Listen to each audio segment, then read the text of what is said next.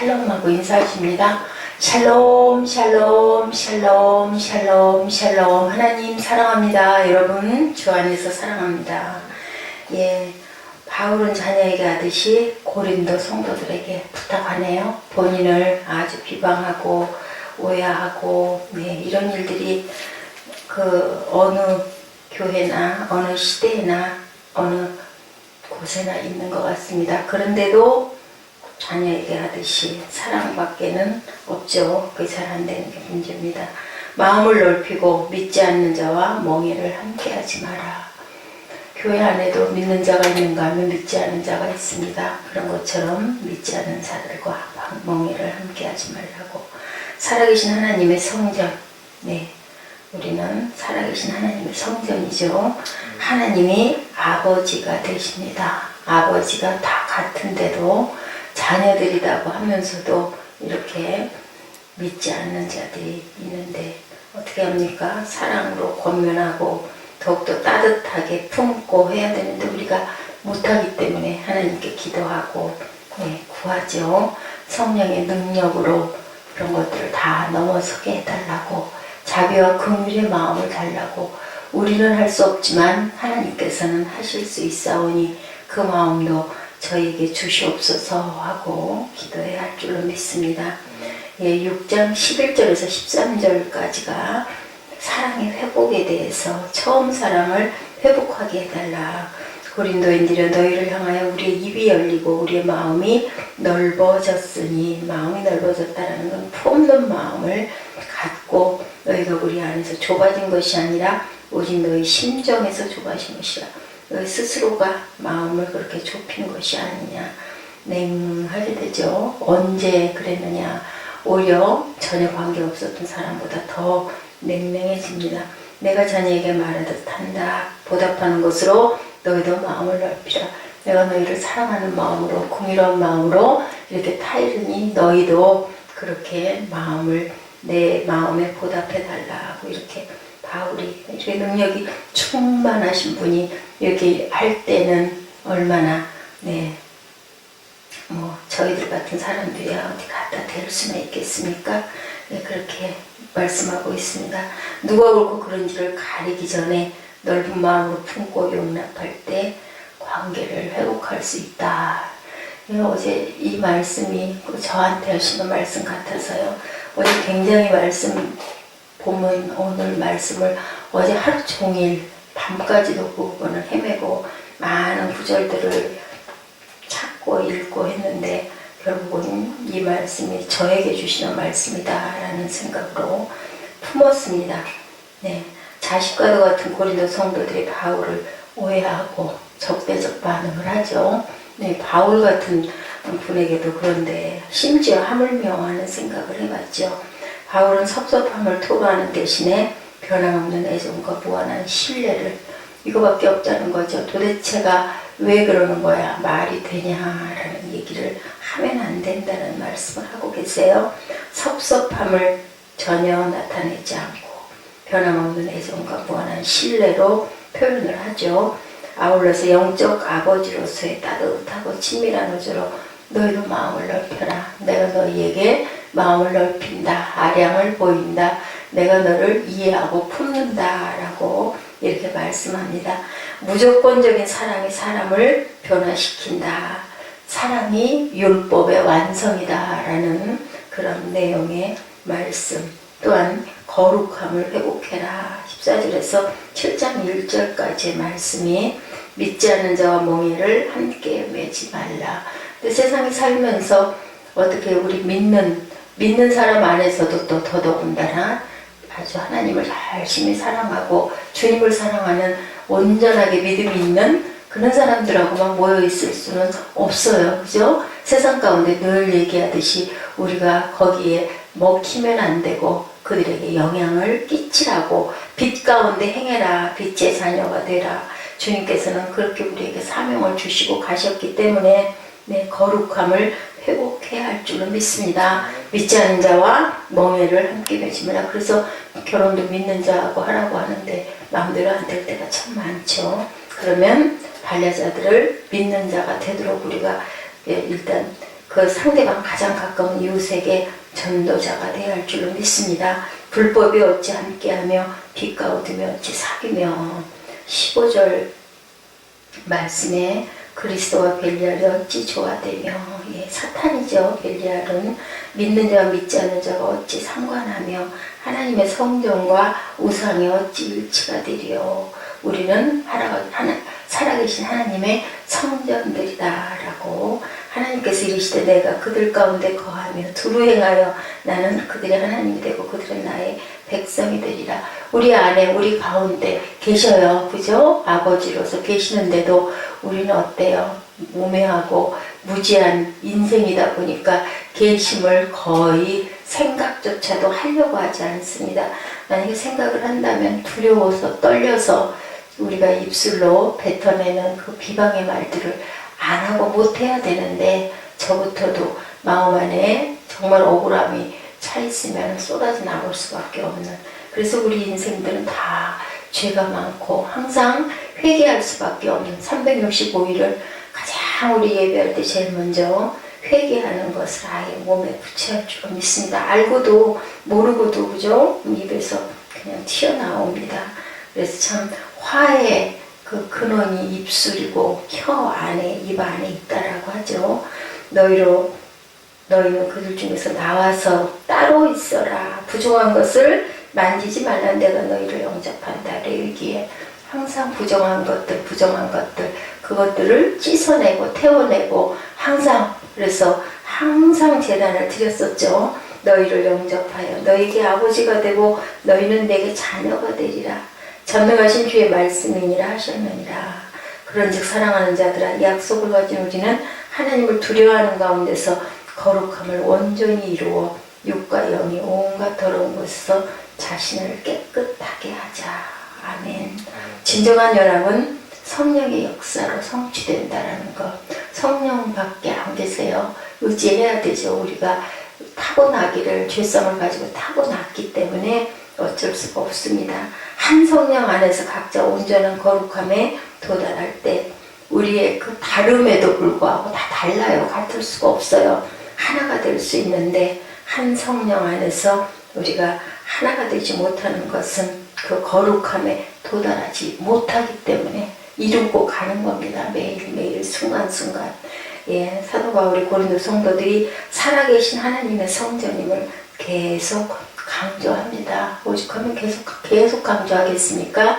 그렇게 너희들이 깨달아야 된다. 들어도 그걸 느끼지를 못하니까, 알면서도 또 행함이 부족하기 때문에 성령을 쫓아 행하지 않고 믿지 않는 자와 멍에를 함께 맨다면 걷잡을 수가 없죠. 혼란과 무질서의 그 나락으로 떨어져 버릴 수밖에 없습니다.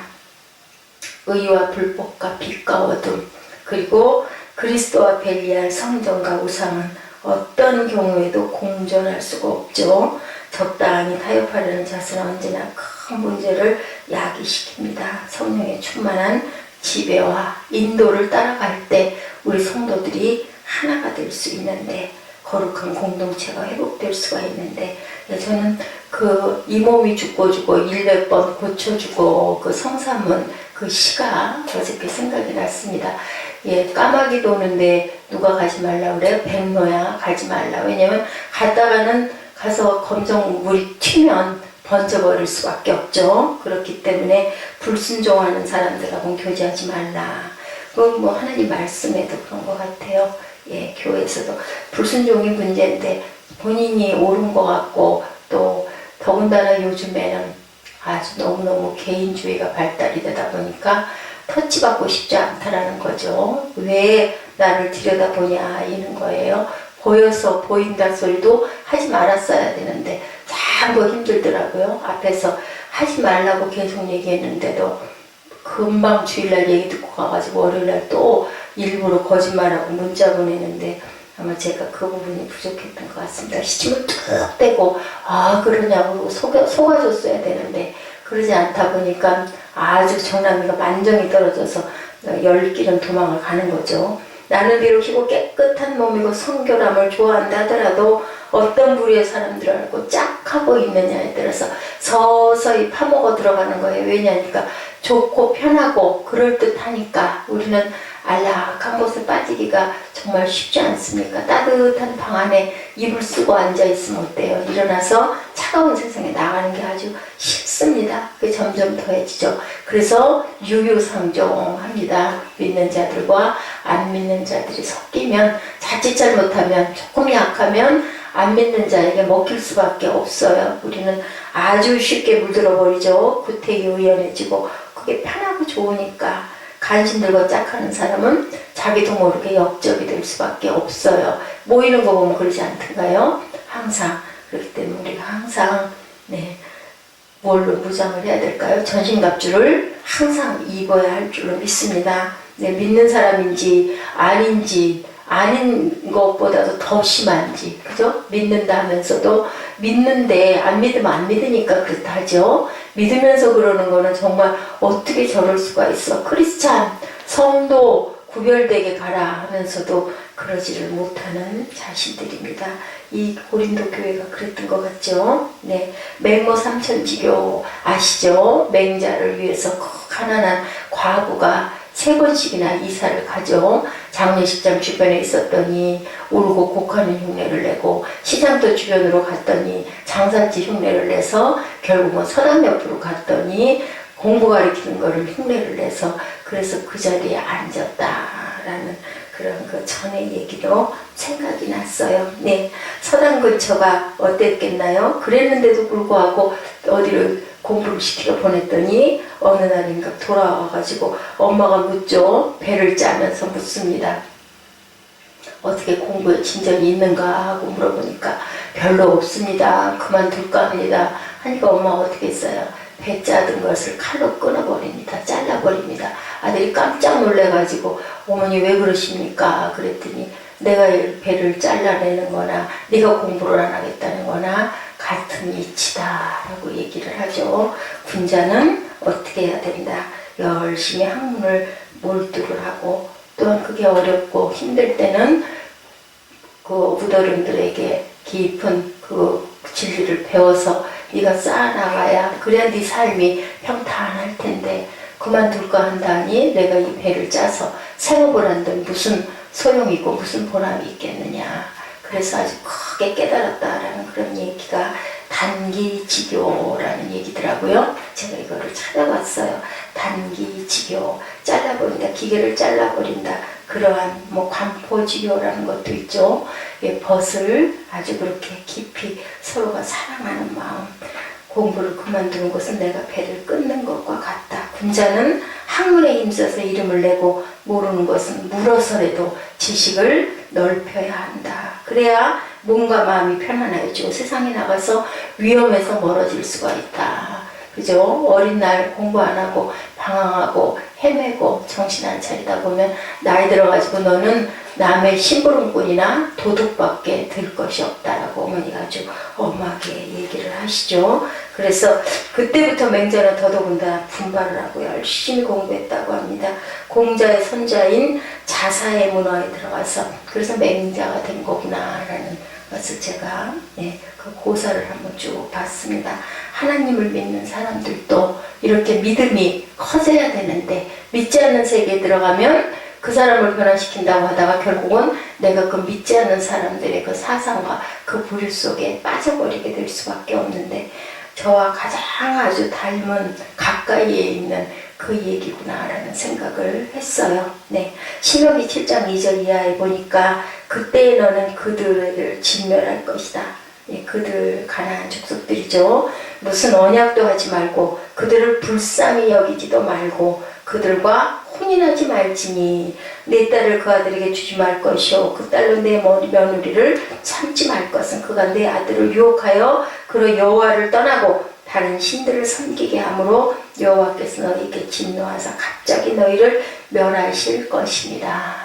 어저께 말씀 나눴었죠. 그 고기가 그렇게 왔는데 그 고기가 빗사이에서 낀 것이 사라지기도 전에 결국은 아주 큰 재앙 속에 빠졌던 그 이야기.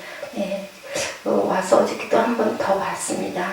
그 지명이 얼른 떠오르지가 않아서요. 기브론 핫다와죠. 탐욕의 무덤. 그러고 나가지고 결국은 가데스바네아 광야 속에 있는 어떤 오아시스를 만났지만 눈에 영적 눈이 떠지지 않아서 40년을 방황한 그런 이스라엘 민족의 그 방황이 나의 방황이 되지 않도록 우리는 깨어 있어야 할 것이고 영적 지혜와 눈이 뜨게 해달라고 항상 끊임없이 성령께 구해야 할 줄로 믿습니다. 신명기 25장에 이스라엘 중 어떤 사람이 이방 모압 여자들과 음행할 때 하나님께서는 이스라엘 가운데 22,000명을 연명으로 죽게 해버리시죠. 하나님을 믿지 않는 사람들과 짝하게 될 때 그들의 우상들, 그들이 하나님보다 앞에 놓은 것들, 그 모든 것들을 하나님이 멸하시는데 우리의 삶은 과연 어떤지요. 느헤미야도 유대인들이 이방 사람들과 혼인함에 대해서 13장 25절에 17절에 내가 책망하고 저주하며 두어 사람을 때리고 머리털을 뽑고 에스라도 그랬죠. 속옷과 겉옷을 찢고 그렇게 영적 거장들이 그렇게 염려하고 했는데도 어떻습니까? 그것을 알고 바라보고 그걸 가지고 얘기하는 것을 아주 머리를 덜레덜레 흔들고 도망가고 숨어버립니다. 일체의 연락을 끊고자 하는 거죠. 하나님을 알지도 못했던 이방 족속에 있는 우리들에게까지 그리스도의 복음이 전파된 지금도 하나님을 믿는 사람들 안에서 사귐과 교제를 너희는 해야 할 것이다 라고 말씀하고 계십니다. 하나님께서는 전도서 7장 10절 이하에 뭐라고 해요? 너희는 그냥 살 때 남편의 아내의 구원을 위해 노력해라. 그래서 믿는 사람들과 기본적으로는 배필이 돼야지. 안 그러다 보면은 주의를 서서히 허물어 갈 수밖에 없죠. 생활 안에서 서로 그런 부딪힘과 형편과 사정이 다르다 보면 결국은 끌고 가야지 했다가 끌려가게 됩니다. 멍해를 같이 하지 말라. 믿는 사람들과 어울려서 그들이 이끄는 대로 세상에 속한 자의 삶을 살지 말아라. 항상 소와 나귀는 크기와 성격과 선호가 다른 짐승으로 함께 보조를 맞추기가 힘이 든다는 거죠. 소와 나귀는 하나님을 믿는 사람과 믿지 않는 사람의 차이 깊이 생각하고 우리가 항상 리더가 돼야 되고 이끌어가는데 그 방법은 사랑밖에 없다라고 바울 사도가 오늘도 말씀하고 계십니다. 의와 불법이 어찌 함께 할 수 있겠느냐. 빛과 어둠이 어떻게 사귈 수가 있겠느냐. 에베소서 5장 14절에 그러므로 이르기를 잠자는 자여 깨어서 죽은 자들 가운데 일어나라. 그리스도께서 내게 비추시리라. 바울이 말씀한 대로 먼저 이 음성을 듣고 어두운 가운데서 빛으로 난 사람으로 어둠에 머물러 있는 사람들에게 빛의 복음을 증거해야 할 줄로 믿습니다. 우리는 살아계신 하나님의 성전이죠. 우리가 하나님보다 앞에 두기를 원하는 모든 것들을 우리가 멀리하고 물리치고 그리고 그 유혹에 빠지지 않도록 항상 기도해야 할 줄로 믿습니다. 7장 1절에 그런즉 사랑하는 자들아 이 약속을 가진 우리가 하나님을 두려워하는 가운데 거룩함을 온전히 이루어 육과 영의 온갖 더러운 것에서 자신을 깨끗하게 하자. 하나님께서 우리를 영접하신다라고 말씀하죠. 하나님께서 우리 가운데 거하신다라고 16절에 말씀하고 계십니다. 그가 우리의 하나님이 되시고 우리는 그의 백성이 된다. 내가 거룩한 것 같이 너희도 거룩하라. 주님이 말씀하십니다. 야고보서에서 4장 8절에 하나님을 가까이 하라. 그리하면 너희를 가까이 하시리라. 죄인들아 손을 깨끗이 하라. 두 마음을 품은 자들아 마음을 성결케 하라. 불법에 속할 것이 아니라 어디에 속해라? 의에 속하라. 어둠 가운데 누워있는 자가 아니오 빛 가운데 빛을 발하는 우리들이어야 하며 사단에게 속할 것이 아니라 하나님께 속하라.